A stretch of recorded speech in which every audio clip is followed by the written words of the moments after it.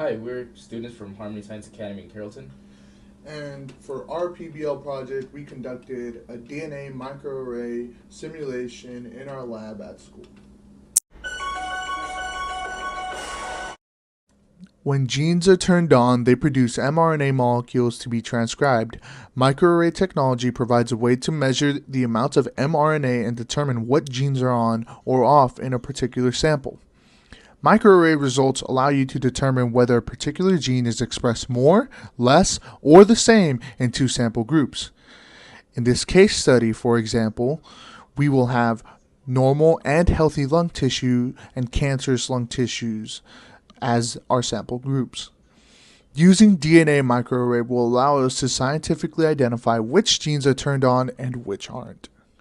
The materials we use for our experiment are as follows: our lab journal, the Evotech DNA/RNA microarray kit, which included the microarray card, the patient cDNA samples, the equilibrium buffer, hybridization buffer, and the cDNA control.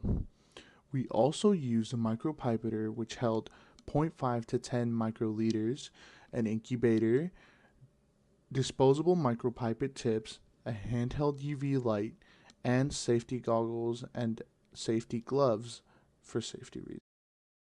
This image is our procedure, and it gives a step-by-step process on how we conducted the microarray.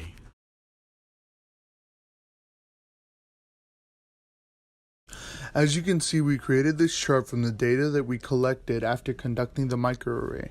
It represents the expression of 4 genes in both cancer and normal cells using the symbols N for normal expression in both cells, an up arrow for upregulation in cancer cells, a down arrow for downregulation in cancer cells, and a hyphen for no gene expression in either cell. From the data, we were able to see the expression of 5 genes. Gene 1 was a human carcinoembryonic antigen gene. Gene 2 was a surfactant protein B gene. Gene 3 was a P53 tumor suppressor gene. Gene 4 was a sex-determining region Y gene. And Gene 5 was the cytochrome P450 gene. We could see that all 4 patients had an increased expression of the human carcinoembryonic antigen gene in cancerous cells. And for Grandpa Joe, the color was brighter. This meant that the gene was upregulated more in his cancer cells than the other patients. The surfactant protein B gene